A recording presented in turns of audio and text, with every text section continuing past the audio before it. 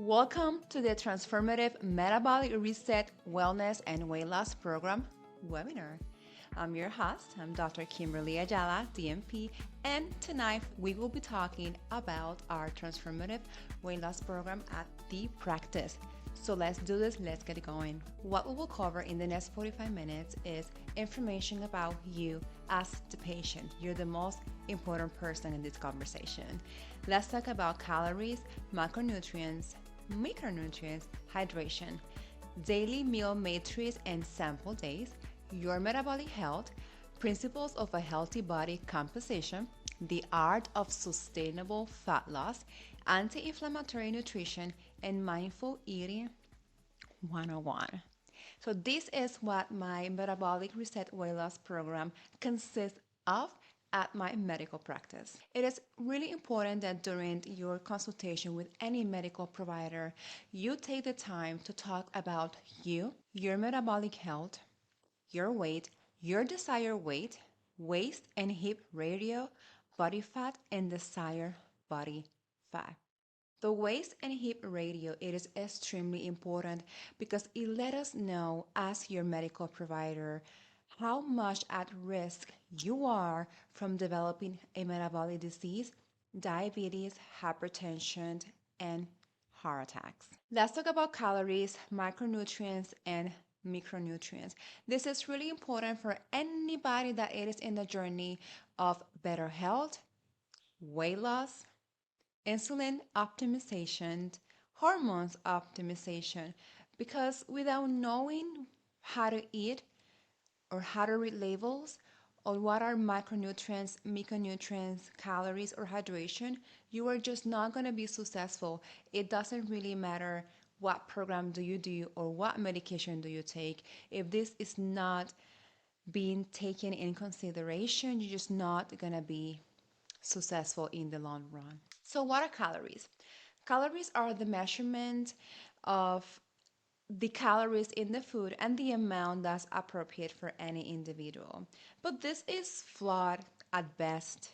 What matters more is nutrient density, adequate micronutrients in appropriate percentage for you, for your health, for your BMI, and for your body. Mindful portions and addressing stress-related eating behaviors. Ideally, calories are viewed as one piece of your much larger health puzzle. And remember to adjust as needed as you progress towards your goal. Please don't be tempted to aim to lower the recommendations in an effort to accelerate the fat loss process. Rapid weight loss compromise metabolic rate, muscle mass, bone health, and nutrient adequacy. And it is unsustainable over 90% of the time. How many of you have started a diet, calorie restriction or calorie restricted diet? You stop losing weight, you feel more fatigued, you feel tired, so you just gave up and gained all the way back. If this sounds like you need to stay and listen to this whole webinar. Let's talk about healing micronutrients. Think of food holistically and create a balance. So it is important to include healthy carbohydrates, protein, and anti-inflammatory fat. Carbohydrates are not all bad. Greens and fruits are a type of carbohydrates, and they help in brain, muscle, and cellular energy. Protein will help us with muscle, cellular repair, satiety, blood sugar balance, and fats are not your enemy. Fat will help you with brain health, cellular structure, organ, joint cushion, vitamin and mineral transport, flavor, and satiety. Carbohydrates are necessarily for brain and muscle fuel, and fiber for a healthy digestive system and cholesterol profile. When choosing what carbohydrates you are going to take, select wholes and unrefined as often as possible. I like to keep sugar to less than 24 grams a day. Important note about carbohydrates. When most people say they're cutting carbs, they really mean highly refined starches and sugars. If fat loss is a goal, it can be helpful to evaluate your consumption of these foods and aim to keep added sugar to a minimum. Try to keep ultra processed food in general to less than 10% of total calories. Instead, on a daily basis, choose whole grains, beans, and lentils. Whole grains and bean-based pastas, vegetables, and fruit. Fiber is essential to good health, and with the exception of nuts and seeds, we can only obtain fiber from carbohydrates. So not all carbohydrates are your enemy. We just need to choose what carbohydrates is going to help us in our journey for weight loss. As females, we are very sensitive to carbohydrates. For example, if you go out and you eat pizza plus you're drinking and you're ingesting alcohol and sugars, you're gonna weigh the next few days probably 3 to 5 pounds higher. And all that is water retention. It is not fat. So if you're weighing yourself one day and you're 160 pounds, and then the next day you're 157, and then the next day you're 160, 161, that is not fat, this is actually water weight. Let's talk about protein. Proteins are key to preserving muscle, hair, maintaining your metabolism, and creating a feeling of fullness.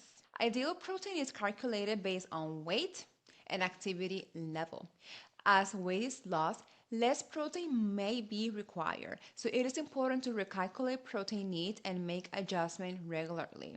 Remember, many proteins will come from mixed food, including whole grains, nuts, cheese, dairy, and beans. If you're not vegetarian or vegan, obviously, you can aim for a mixture of animal protein for complete amino acids that you cannot get when you're vegetarian or vegan. If you're vegan or vegetarian, then I always recommend to supplement with some type of protein. You can also try to look into protein shakes, but make sure those protein shakes are not too high on sugar or carbohydrates. That's really important. Now, contrary to what we were told for many and many and many years, fats are key for hormone regulation, energy, cellular stability, and vitamin absorption. Aim for mostly omega 9, 9, yeah, monounsaturated fats like olive oil, avocado oil, almonds, walnuts, pumpkin seeds, and omega 3 because they are really anti inflammatory and your brain needs this type of fats. Now, let's talk about water because water is extremely important. It doesn't matter if you're here for your metabolism or because you want to lose weight or just because overall you just want to be a healthy person. Hydration is crucial to overall health. Aim for half of your body weight in ounces. Ensure proper hydration pre and post exercise. Fruits, vegetables, unsalted broth, and unsweetened drinks count towards hydration. If a workout gets sweaty, replace balance with electrolytes, not Gatorade. Water is the most biologically important molecule in your body, performing the following tasks and then some more. Assessing chemical reaction, prevent physical and mental fatigue, keep skin hydrated. It actually helps with acne, improve digestion, flushes kidneys. It helps regulate your temperature. It's extremely, extremely important. Sometimes we think we're hungry and in reality we're dehydrated. So before you go and get a bag of chips or crackers, get a glass of water. You might not want to have to eat anything less. Tips for getting hydrated. Make water your beverage of choice. I always tell my patients when they come for consultation that the first thing I want you to do in the morning is to drink water. That's the best thing you can do to kind of wake up your digestive system that was asleep just like you were. I always tell patients to look for color. Color is extremely important when you're trying to make a meal. The more colorful your plate looks, the more macronutrients and micronutrients that you have. Now, Include as often as possible the following: broccoli, broccoli sprouts, cabbage, kale, anti-inflammatory spices like cayenne, turmeric, ginger, cinnamon, fermented foods such as yogurt, make sure it's unsweetened yogurt, and onions, green onions, and cheese. Now, one of the things that I do on my weight loss program is to give you ideas of how to eat correctly, how to do grocery shopping, and give you like a meal replacement ideas. So all this is included on your metabolic health. I do like the Mediterranean diet because it's very unique and includes everything. They are really much into getting into oils, protein, and vegetables. But again, if you like Asian, Middle Eastern, Moroccan, Indian, or Latin, here I'm giving you all those flavors that you can use that are going to help you in your metabolic health. So here are some samples of what a balanced meal looks like. Again, you don't have to be on a weight loss journey to be able to take advantage of this. But overall, if you just want to be healthy, you can also do this for longevity. Here you have some samples of what to eat every single day. It gives you a sample like, okay, in the morning, I'm going to be having leafy greens. I'm going to have berries. I'm going to have eggs with bacon. It tells you the green, the color, the protein, the starch, healthy fats, and spices. So basically, you're going to choose one item from each box for each meal, and then you add your favorites. This is a sample day. For example, you're going to have whole grain toast with spinach, eggs. You can have also, scrambled eggs if you want to, turkey, bacon, and mushroom. So over there, as you can see, you have the greens, you have the protein, you have the fat, and you have the fiber. And then it gives you a sample as to what to do midday and what you're going to do on evening. Now, what is your metabolic health? Metabolic health is healthy blood pressure, healthy blood sugar, healthy blood lipids, and amount of visceral fat. More specifically, optimal levels of 5 markers. You want to have optimal blood sugar, optimal triglycerides, optimal high density lipoprotein cholesterol, blood pressure, and waist circumference without the need for medication. Metabolism is simply the vast number of chemical processes that occur in your body in order to maintain life. Metabolic rate is what most people think of when they hear the word metabolism. This is the amount of calories energy you burn in a given period, usually daily. Unfortunately, we have a worldwide epidemic of metabolic syndrome. This is a dysfunction of 3 or more of these markers. It is estimated that only 12% of the US adult population are metabolically healthy, and that about 80% of metabolic illness is preventable with nutrition and lifestyle changes. Let that sink in. Let's think about what happened in the 1970s. In the 1970s, Kellogg's came around. We all know Kellogg's and the microwave dinner. So, what happened after we start telling the people that having cereal in the morning it is the most important meal of the day? Think about what happened when everybody started doing the microwave dinner. Those big companies spend millions of dollars in marketing.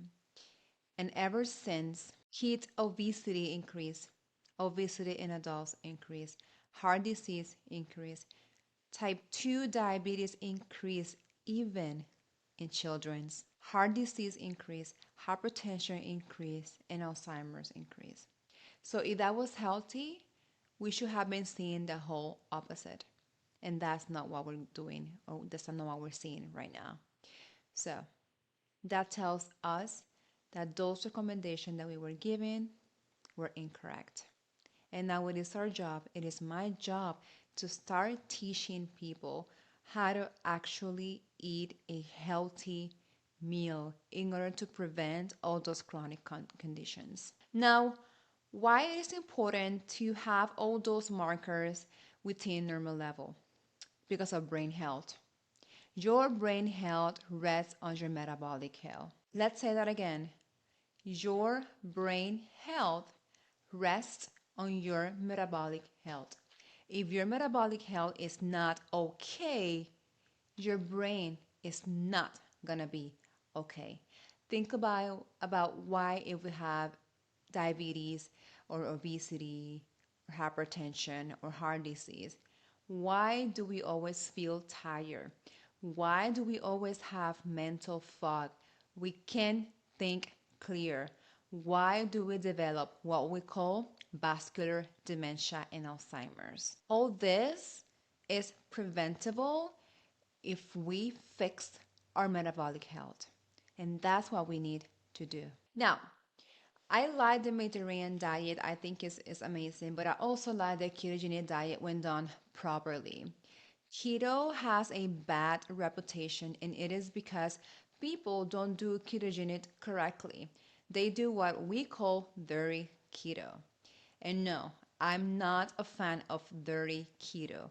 I like the actual ketogenic diet that has been used for years and years to treat epilepsy in children that cannot tolerate any of the anti-epileptic drugs. Let's talk about healthy body composition. Subcutaneous fat is the type of fat that sits below the skin, and it is found all over the body. More in some areas than other, obviously, depending on your genes and gender. Us as women, we carry a significant more fat tissue than men, and prior to menopause, is concentrated mostly in the buttocks, hips, and thighs. As we go through menopause and perimenopause, we start to store that fat in the midsection. Now, I do want to touch on the visceral fat because this is a fat that is found deep in your belly. It surrounds your organs, compromising their function and producing inflammation. It is also implicated in insulin resistant and heart disease. The best measure to see what is going on, to see if you have visceral fat, you can use a soft tape to measure the circumference of both your hips and your waist. You're going to divide your waist by your hips. Men and women should have a waist to hip ratio of 1.0 or less. Let's talk about the art of sustainable fat loss. And I definitely want to touch in this because no matter what medication you take, no matter what route you decide to take in order for you to start losing the weight, if we don't find what is sustainable for fat loss, you're just not going to be successful. When beginning a weight loss journey, rather than focusing on a specific number, aim to own your health. And a body composition shift that favors more muscle mass and less visceral fat. Now, the most common important question to ask yourself when changing your eating and dietary habits to affect fat loss and body composition change is this. Will I eat this way for the rest of my life and love it? You're looking for an approach that will allow mental clarity, physical energy, and feeling completely satisfied. These are the markers that will keep changes sustainable. Continue to check in with yourself regularly as you move towards your goals. Make sure your plan can evolve with you. Let's talk about the art of sustainable fat loss, but let's look at it a little bit more deeper in terms of sleep and your weight and stress and your weight. There isn't a facet of your wellness journey that sleep doesn't impact. It is not possible to be in optimal metabolic health while also being sleep deprived. It is crucial to prioritize a good night rest. I cannot stress this enough because when you're not sleeping, your cortisol levels comes up, and if your cortisol levels comes up, your blood sugar comes up. And if your blood sugar comes up, insulin comes up. And insulin is the hormone that signals your body to store fat. It's the storing hormone. The more insulin that you have, you're going to store fat. So let's repeat that again. The more insulin that your body produces, the more your body is going to receive a signal of storing fat for energy.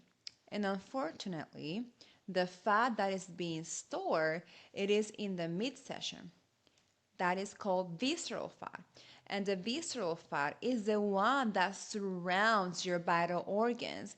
And this is the type of fat that can basically complicate things in your life because you can develop diabetes, heart disease, hypertension, metabolic syndrome, and this fat can literally kill you. There are some key player hormones in terms of what your body needs to do for sustainable fat loss: leptin, insulin, estrogen, ghrelin, and cortisol. Let's talk about them. Leptin is secreted by fat cells and it signals your body to be full. If we develop leptin resistance, that's going to be a problem and we will not be able to be satiated after we're eating. Insulin is secreted by the pancreas. It helps use and store glucose. If our insulin is high, like I said previously, we won't be able to lose weight. Estrogen is secreted by the ovaries, adrenal, and fat. It has to do a lot with how much inflammation is going to be in your body. When we have a hormonal imbalance, we tend to have high inflammation markers. And if we have high inflammation markers, it becomes more difficult for your body to be able to understand that you need to lose weight. We all know about cortisol and we know the role that cortisol plays in our body. Cortisol, when it is elevated, it will not allow you to lose weight either. Again, I wanted to share this cream and I wanted to put it in this presentation because you need protein, you need leafy greens, you need color, fiber, and anti-inflammatory fat every single day as part of your nutrition, as part of your lifestyle changes that you are going to be doing in order to be able to lose weight and sustain the fat loss. This is another example of what a healthy plate looks like. We all like chicken, me included. And this is an anti-inflammatory nutrition. This is something that you can read on your own. I'm going to go ahead and send you this presentation so you can go back to it in case that you have more questions, or you can also email me. We know about the Mediterranean approach. We love it. The philosophy of the Mediterranean diet is that it is the most health promoting type of diet out there.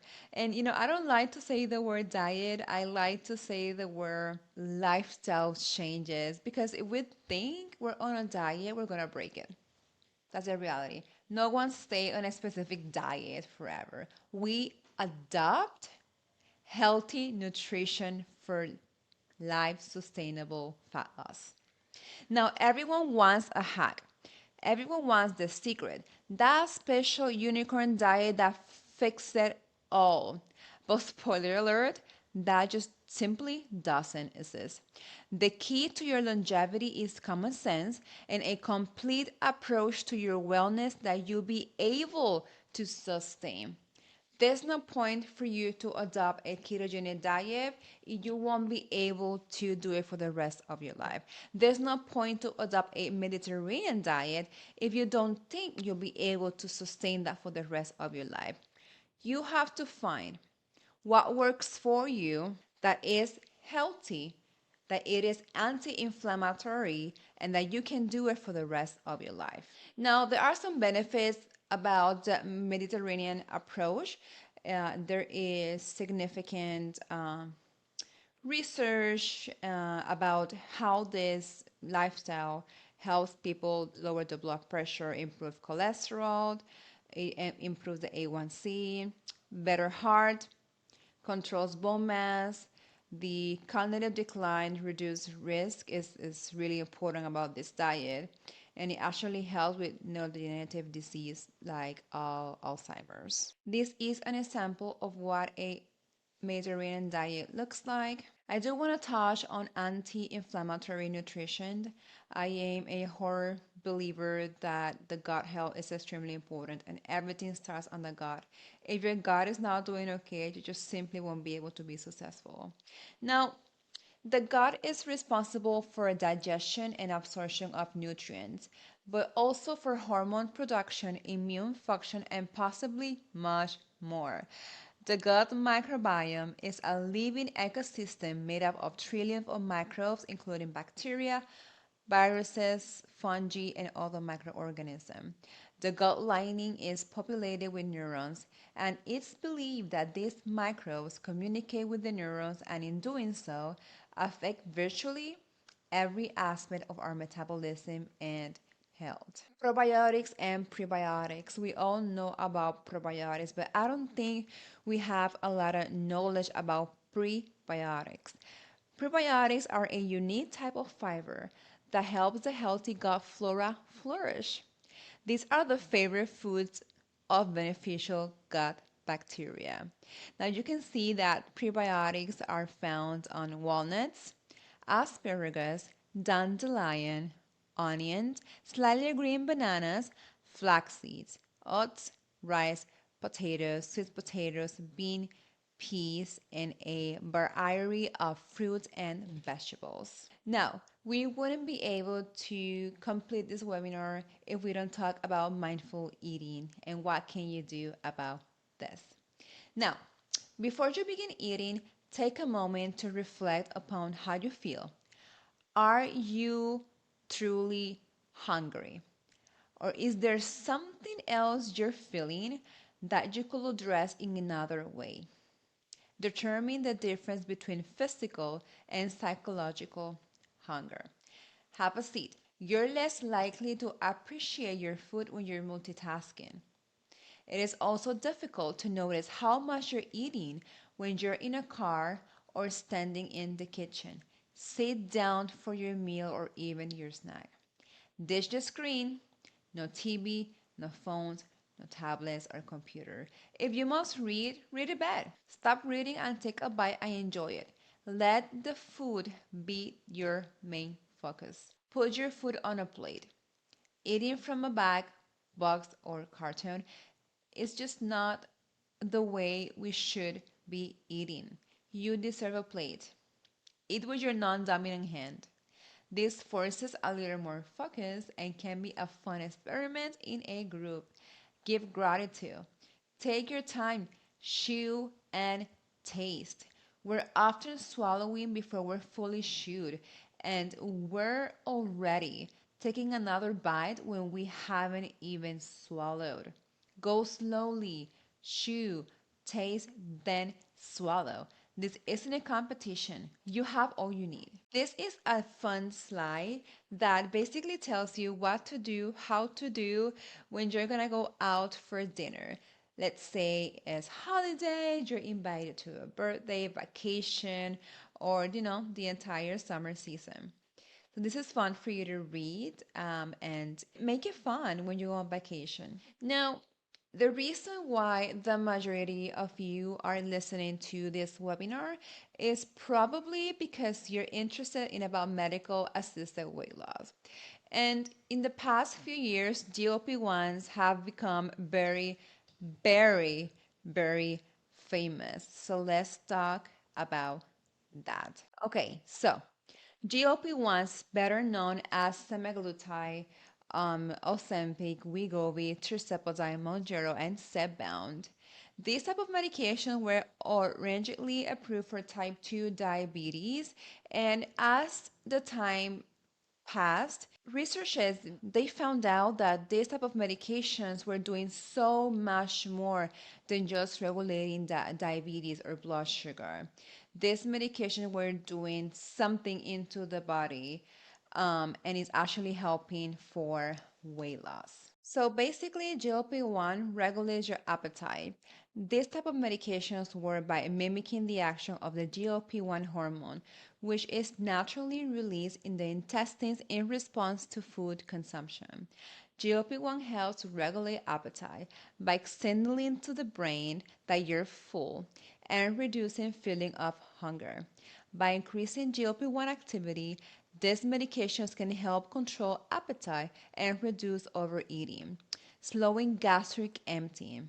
GLP-1 medications also slow down the rate at which the stomach empties its content into the intestines. This delays the digestion and absorption of nutrients, leading to a prolonged feeling of fullness and reduced calorie intake. Slower gastric emptying can help control portion size and prevent excessive calorie consumption. What I see in my practice with my patients is that patients that overeat, they feel like the whole world changes when they are on GLP-1 medications because they don't have that urge of eating over and over. Cravings tends to go away. I know I have heard about patients that don't feel the urge of drinking alcohol anymore. At the same time, I have patients that don't feel like smoking anymore. So I am really hopeful for the future of medicine with these type of medications because currently there's nothing that works so well for addiction medicine, and I know these medications are being studied to get some approval for chronic addiction. So I'm very excited about that. Now, these medications, semaglutide and tirzepatide, can also help with blood sugar regulation. These type of medications improve blood sugar control and indirectly influence weight loss. Remember, balanced blood sugar levels help prevent excessive insulin secretion, which can contribute to weight gain and insulin resistance. This type of medications also increase energy expenditure, promoting weight loss. Studies suggest that GLP-1 receptor activation can enhance thermogenesis, which is the production of heat, and increase the metabolic rate. This can contribute to burning more calories and supporting weight loss efforts. I love GLP-1s and I think they're a game changer in how we treat metabolic diseases, how we treat obesity, how we treat diabetes. But there is anecdotal research that this medication also help with polycystic ovary disease. I've seen this in my practice. Patients with PCOS that simply cannot lose weight, no matter how much metformin they're in, no matter birth control they're in, they just can't simply lose weight. It's because they have way too much testosterone, but they have way too much insulin production. I've been so happy with how my patients with PCOS are responding to these medications. But what truly, truly made me wake up every single morning and go to work is when these patients with PCOS that have suffered from infertility for so long, they're able to get pregnant. And this truly makes me so happy that I cry every time a patient tells me I'm pregnant. This is what I do. Because yes, these medications are a game changer for many people. But I am also guiding you on nutrition. I'm also guiding you on how to balance your hormones. Because if your hormones are not balanced, that's going to be a problem also in your journey to lose weight. Metabolic health is so much more than just a medication. Medications are just a piece of the puzzle. We need to understand nutrition. We need to understand physical activity. We need to understand sleep, and we need to understand how stress impacts our metabolism. Now, if you made it to the end, thank you so much for spending 37 minutes with me. If you have any questions, feel free to email me. Feel free to contact me on social media. I usually look at the messages. Even if I don't respond to you immediately, I will respond to your questions. Thank you so much, and I hope this was very helpful to you on your journey for longevity and metabolic health.